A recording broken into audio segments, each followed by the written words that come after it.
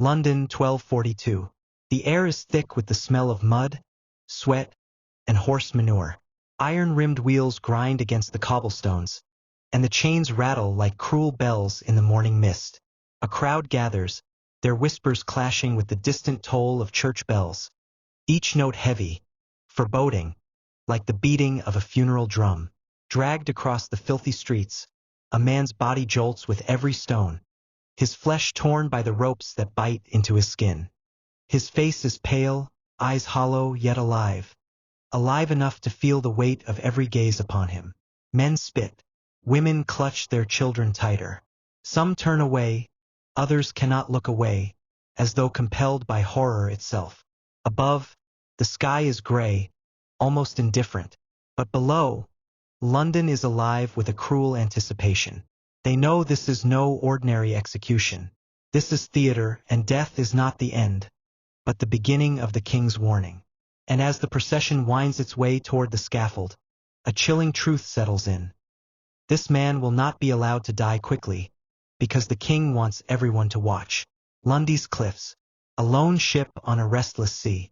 The stone arches of London Bridge crowned with the severed heads of traitors.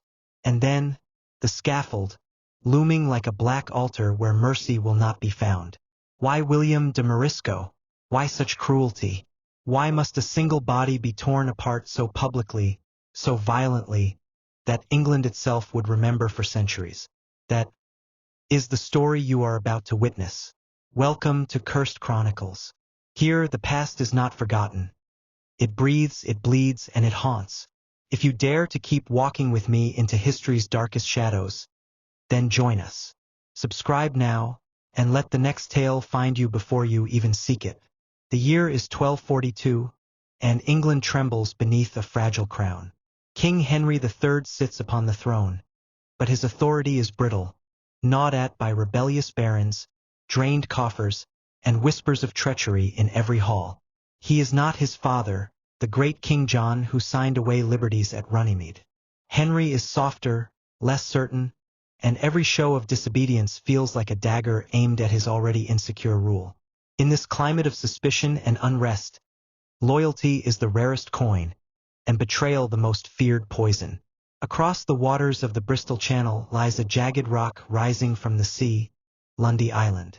Remote, windswept, and nearly impregnable, it stands like a fortress carved by nature itself. Whoever controls Lundy commands the sea lanes that connect merchants to wealth and kingdoms to survival. It is here that William de Marisco, son of an outlawed family, carved his dominion. From the cliffs of Lundy, his men watched the horizon, waiting for ships heavy with goods, silver, and wine. And when the sails appeared, they struck like wolves in the night, dragging crews ashore, holding them for ransom or slaughtering them outright. To the merchants who lost their fortune, he was a criminal. To the crown, he was a rebel and a direct challenge to the king's frail grasp on power. But to some among the restless common folk, William de Marisco was something more. A man who defied a monarch they distrusted, who carved his own freedom beyond the reach of royal sheriffs and corrupt officials.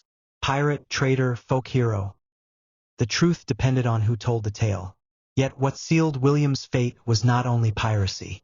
His name became entangled in rumors of a plot, whispers that he and his followers had conspired against Henry III himself, that their knives had once been meant for the king's flesh. In an age when fear ruled more powerfully than justice, this accusation was enough. Whether guilty or not, William de Marisco was marked for death the moment the crown declared him a traitor. This is why Henry could not simply kill him in silence. To secure his throne, the king needed theater. He needed blood displayed in the open, a warning carved into the very memory of England. William's body would not only be destroyed, it would be transformed into a message. Stories like this reveal just how fragile power was in the Middle Ages. If you love uncovering history's darkest warnings, a quick like keeps these tales alive. From his stronghold on Lundy, William de Marisco ruled like a king without a crown. The island was more than a refuge. It was a fortress, its cliffs sheer and unassailable, its approach treacherous to those who did not know its hidden coves. Here, ships anchored under his command, their sails torn from the chase, their decks heavy with plunder. Day after day, the raiders watched the horizon. When merchant vessels dared to cross the Bristol Channel, William's men struck swiftly. Crews were dragged ashore, their cargo seized, their lives spared only if ransom could be wrung from desperate families. To the trading ports, William was a terror. Bristol, Biddeford, and the smaller harbors lived in fear of his sails appearing on the horizon, for it meant ruin. Some ships never returned. Others carried home grim stories of cutthroats who laughed as they spilled blood into the sea. The coastal villages whispered his name like a curse, mothers warning their children that the pirates of Lundy would come if they strayed too far. And yet not all despised him. In the taverns and alleys where resentment against the monarchy festered, William de Marisco's defiance had its admirers. Here was a man who thumbed his nose at the king, who took what he wanted beyond the reach of royal law, who lived freely on an island where no sheriff could tread. To some, he was not a bandit but a symbol, a living reminder that the crown's grasp was not absolute. Criminal or champion, it depended on where you stood in England's fragile order. But admiration could not shield him from suspicion. Rumors spread like wildfire through court and countryside alike. Whispers that William had gone beyond piracy, that he and his companions had conspired to strike at the very heart of England by plotting to assassinate Henry III. Whether the rumor was true or a convenient charge to damn him, it gave the king exactly what he needed. A pirate could be hanged. A traitor must be destroyed. Henry's throne was already fragile, his authority doubted, his enemies waiting for the slightest sign of weakness. To let William live would invite mockery, rebellion, and chaos. And so the king's decision hardened. William de Marisco would not simply be punished. He would be turned into an example so brutal, so unforgettable, that every man, woman, and child in England would understand what it meant to defy the crown. Do you see him as a rebel against tyranny or merely a predator upon the seas? Share your thoughts below. Your voice keeps these haunted chronicles alive. No fortress is eternal when betrayal lurks within its walls. For years Lundy had shielded William de Marisco, its cliffs standing as nature's guardians, its isolation keeping the king's sheriffs at bay. But men grow weary of exile, of hard seas and endless raids, and gold whispers louder than loyalty. Some say it was his own followers who betrayed him, lured by promises of pardon and reward. Others tell that the crown sent royal agents, men hardened by war, who stormed the island with steel and fire until William's defenses crumbled. The truth lies lost in the mist of time, but one fact remains certain. William de Marisco was taken, alive, and bound for judgment. Dragged from his island kingdom, he was ferried across the channel and marched toward London, shackled in iron. The same streets that once rang with the cries of his victims now echoed with the jeers of the crowd, as if the city itself rose to spit upon his fall. For a man who had ruled as master of the waves, the clinking of chains was a cruel reminder. He no longer commanded the tide. When he stood before the court, there was no trial in the sense we know today. Medieval justice was less about truth than spectacle, less about innocence than submission. Accusation was proof enough, and treason was the blackest charge of all. Against the king's word, no argument could save him. Guilt was a foregone conclusion. The sentence pronounced upon William was not merely to end his life. It was designed to fracture him, body and spirit, and to brand his death into the collective memory of England. He was not to be executed as a man, but broken as a symbol, turned into a living warning for any who dared to dream of rebellion. Do you think William was more pirate or patriot? Tell me in the comments. I'd love to hear your thoughts. The words of the sentence fell like iron upon the chamber, heavy and merciless. William de Marisco was not to meet a swift end, for swiftness held no lesson. The judgment decreed that he would be dragged through the streets until his body was battered and broken by the stones. He would then be hanged, yet not to the point of death, for death alone would not satisfy the king's purpose. Cut down while life still clung to him, his body would be opened, his insides torn out and burned before his fading eyes. Only then would the axe fall upon his neck, and his remains divided into 4 quarters, scattered to the far corners of the realm. This was not a punishment born of ancient custom. It was a ritual being sharpened into form, one of the earliest times England would see the spectacle of hanging, drawing, and quartering. Treason was unlike any other crime. It was not theft, not murder, but an attack upon the very body of the king, and so the traitor's body had to bear the punishment in kind. Torn apart piece by piece, it mirrored the shattering of loyalty itself. Henry III did not choose this sentence out of wrath alone. It was theater, carefully staged to sear itself into the mind of every soul who witnessed it. In the medieval world, words were fragile, but images endured. The sight of a traitor unmade before the eyes of the crowd carried more weight than any proclamation. Justice was not the goal. Fear was. The king sought to remind his subjects that rebellion would not merely be punished, it would be annihilated, written into flesh in such a way that no man could forget. William's death would not belong to him alone. It would belong to England, a dark mirror in which every subject could see what awaited those who dared to betray their sovereign. Stories like this remind us that power in the Middle Ages was built not on love but on dread. If you want more journeys into these haunting echoes of history, subscribing ensures you will never miss the next tale. The day of execution dawned gray and heavy, as though the sky itself had been weighed down by the cruelty it was about to witness. From the tower, William de Marisco was bound to a hurdle, a rough wooden frame lashed to the back of a horse. With every jolt of the cobbled streets, his body slammed against the wood, the ropes cutting deeper into his wrists and ankles. The crowd pressed in from every side, jeering, spitting, yet also watching with a dreadful silence when their anger gave way to awe.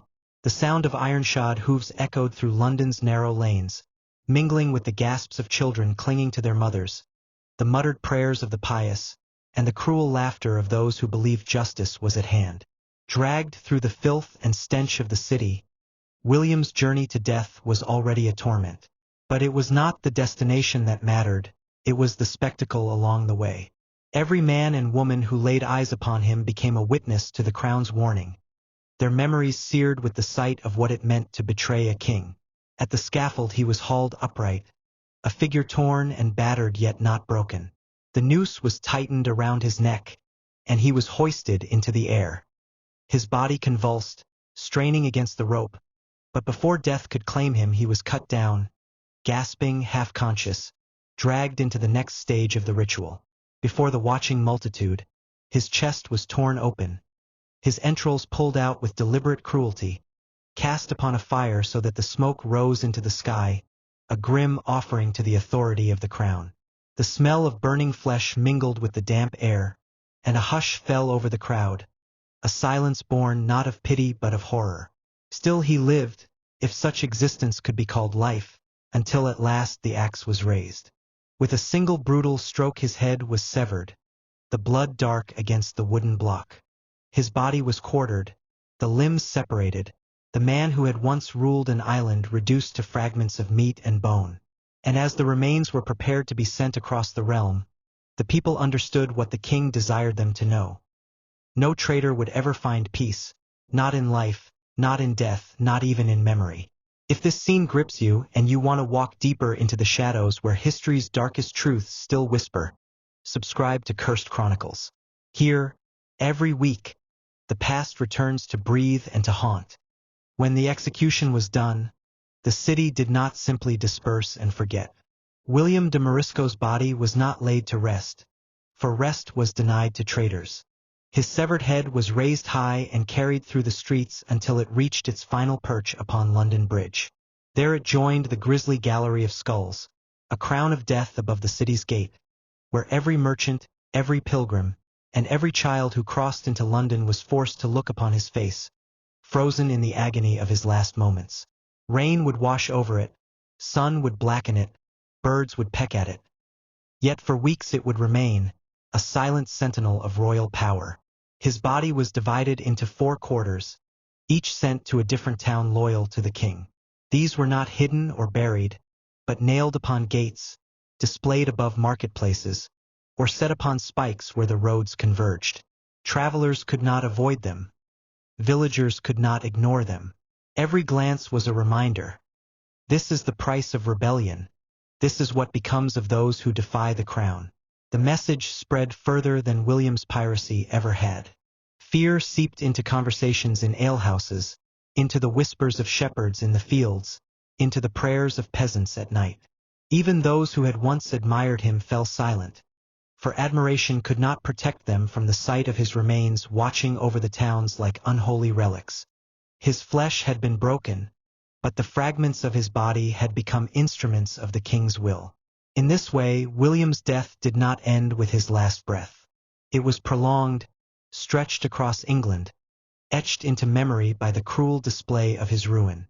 No chronicle could have carried the king's warning as effectively as those quartered remains, standing as beacons of dread on the very roads that bound the realm together.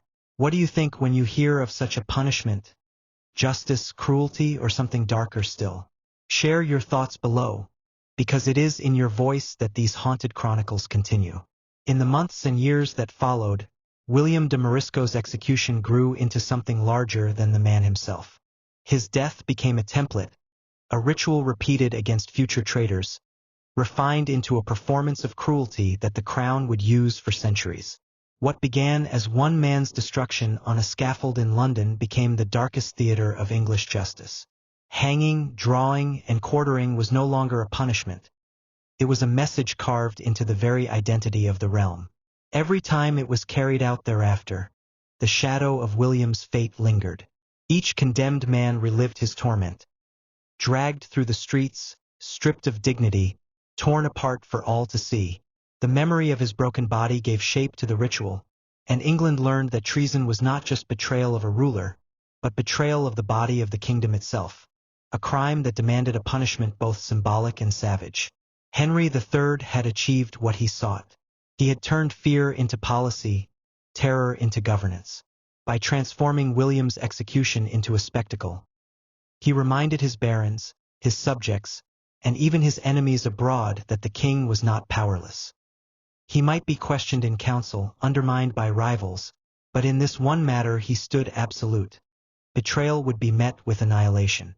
And so William de Marisco's name was sealed not as a pirate, nor as a folk hero, but as a warning. His story slipped into the chronicles of the age, recorded not with sympathy but as proof of royal might. What began as whispers on the cliffs of Lundy became shouts in the marketplaces of England, a fearsome tale told from parent to child, generation to generation. History often remembers kings for their victories, their castles, their wars. But Henry III's most enduring message may have been written in William's blood, scattered across England's towns. His warning lived longer than his decrees, longer than his policies, longer even than his reign. History is full of lessons carved not into parchment but into flesh. If you believe stories like this should be remembered and shared, pass this one along. It ensures that the shadows of the past are never forgotten. What happened to William de Marisco was more than an execution. It was a transformation of flesh into symbol, of one man's body into the language of power. Henry III understood that fear could travel further than soldiers, and that the memory of cruelty could outlast the memory of justice. By dismembering William alive, he did not simply kill a pirate. He created a story that would echo through the centuries. This was the king's brutal warning, that betrayal would not only end your life, it would unmake you, deny you burial, deny you remembrance, and turn your very remains into a spectacle of obedience. William's blood was spilled not just to satisfy vengeance, but to write a lesson into the minds of all who lived under the crown. Every child who crossed London Bridge and saw the grinning skulls, every villager who looked up at a limb nailed to a gate, carried away an unspoken truth. The king's mercy could be doubted, but his wrath could not. And yet, there is something haunting in the silence that followed. For though William's body was scattered, his story refused to die. The terror that was meant to erase him instead immortalized him as one of the earliest figures to suffer this new ritual of death. His name, once spoken in taverns as a pirate king of Lundy, was now etched into history as the man who became the template for a punishment that defined treason in England for centuries to come. The king had his warning, England had its memory, and William de Marisco, torn to pieces, lived on in the very dread that his destruction created. If this tale has stayed with you, let it be a reminder of how power writes itself not in ink, but in blood. Stay with us here on Cursed Chronicles, where the past is never silent. Subscribe so that the next story, waiting in the shadows, finds you before you even seek it. William de Marisco's scattered body may have decayed, but the echo of his death lingered long after the fires on the scaffold went cold. It lingered in the hearts of those who saw it, in the whispers carried down London's lanes, in the fearful glances at the severed heads that crowned the bridge. His fate was not meant to be forgotten, it was designed to haunt. And in haunting it succeeded. For Henry III, the execution was more than a punishment. It was a performance of sovereignty. He turned one man's agony into a ritual of dominance, a display meant to remind every soul in England that loyalty was not optional, and rebellion would not only be crushed, it would be erased, piece by piece. In William's ruin, the crown found a language more powerful than words. Terror carved into flesh. But history has a way of keeping alive the very things rulers wish to bury. William de Marisco remains with us, not as a pirate king of Lundy, not as the outlaw his enemies condemned, but as a symbol of how fear was used to shape obedience. His story is the shadow behind the throne, the dark whisper in the Chronicles, the reminder that power is not only celebrated in coronations and victories, it is also measured in the screams that echoed from the scaffold. Thank you for walking into the shadows of the past with me. This has been Cursed Chronicles. Where are you watching from tonight? Share it below, I would love to know. And if you wish to continue exploring the places where history turns cruel, haunting, and unforgettable, subscribe now, and let the next tale rise from the darkness to find you.